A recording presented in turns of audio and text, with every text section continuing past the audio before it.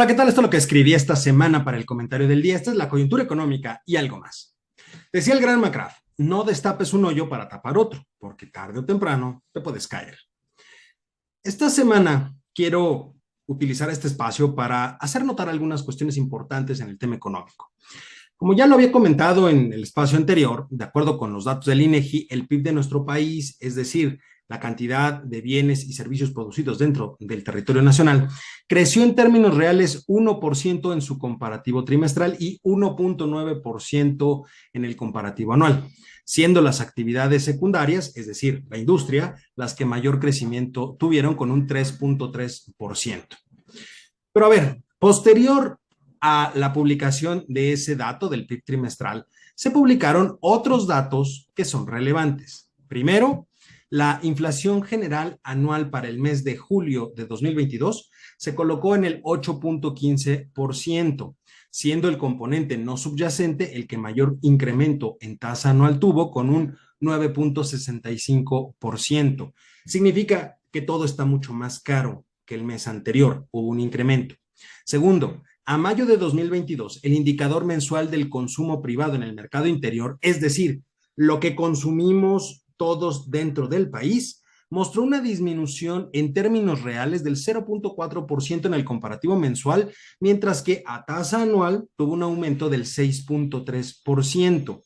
Uno diría, oye, pues está creciendo bastante, pero ojo, el mayor impulso que tuvo este indicador fue por el gasto en bienes de origen importado, que aumentó 12.8% en términos anuales, mientras que el gasto en bienes y servicios nacionales solamente tuvo un crecimiento del 5.3%. Significa que las personas, sí, estamos consumiendo más, pero consumimos más bienes importados que vienen del extranjero, no lo que se está produciendo aquí, y lo que necesitamos es que se produzca dentro del país.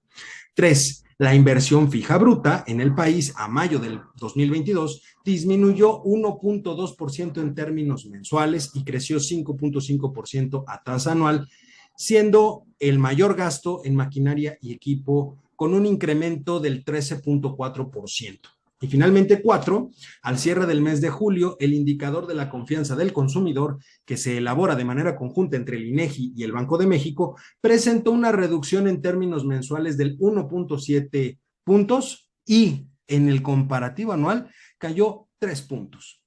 A ver, lo más interesante de toda esta información radica en que prácticamente todos los indicadores, si bien es cierto que muestran un avance en términos anuales, muestran también una pequeña contracción en términos mensuales, es decir, la actividad con respecto al mes anterior cae en algunos casos de forma marginal y en otros de manera un poco más robusta. Esto significa que la economía nacional se encuentra en un proceso de desaceleración de forma constante. No es el primer mes, llevamos varios meses donde los indicadores son negativos o decrecen con respecto al mes anterior. Esto se puede observar y es mucho más claro cuando se analizan cuestiones muy básicas, como por ejemplo, en el caso del índice de confianza del consumidor, la caída fue dentro de los 5 componentes de este indicador, que son situación económica en el momento actual de los miembros del hogar comparada con la de hace 12 meses. ¿Creen que están peor? La esperada dentro de 12 meses respecto del actual. ¿Creen que va a estar peor? Situación económica del país hoy en día comparada con la de hace 12 meses. ¿Creen que es peor hoy que hace 12 meses? Y la esperada dentro de 12 meses respecto del día de hoy, creen también que va a ser mucho peor. Y finalmente, el quinto componente es la posibilidad en el momento actual de los integrantes del hogar, comparadas con las de hace un año para realizar compras de muebles, televisiones, lavadoras y otros aparatos electrodomésticos, entre otras tantas cosas. Es decir, el gasto en bienes de consumo duradero. Hoy creen o se percibe peor que hace un año. Asimismo, ahora sí nos vamos al término de crecimiento, se acaba de publicar la encuesta Citibanamex de expectativas. Se espera que la inflación general para el 2022 al cierre de este año tenga un rango del 7.74%, que es más alto que el mes pasado. Y la expectativa de crecimiento la mantienen en 1.8% con un intervalo que va como piso del 1.2% hasta el 2.3%. lo que provoca una disminución en las expectativas para el 2023 con una tasa ajustada del 1.5%. Recuerde lo que hemos mencionado, en promedio debemos de crecer 1.5% anual para tener crecimiento cero.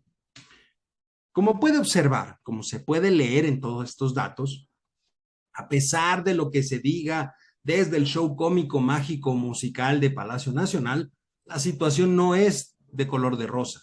Y para rematarla, el hijo predilecto de Macuspana ha decidido iniciar una cruzada en contra de las grandes empresas productoras de cerveza, mediante el uso del estandarte de la escasez de agua en el norte del país. Ha lanzado una advertencia que si desean aumentar la producción de cerveza, tendrán que hacerlo en el sur-sureste del país. Yo pregunto, ¿y qué pasa entonces con los empleos y los recursos del norte? A ver, en buen cristiano, su solución no es cómo arreglamos el problema de la escasez de agua en el norte del país. Su razonamiento es, si allá no hay agua y acá sí, entonces cámbiense y usen el agua de acá. Cuando se acabe el recurso, vemos qué hacemos. Por vía de mientras, mejoremos la situación de unos a costa de otros. Me surge entonces una duda. ¿Cuándo se van a pronunciar las cámaras empresariales y la propia industria cervecera? ¿Pues que acaso ellos son parte del problema?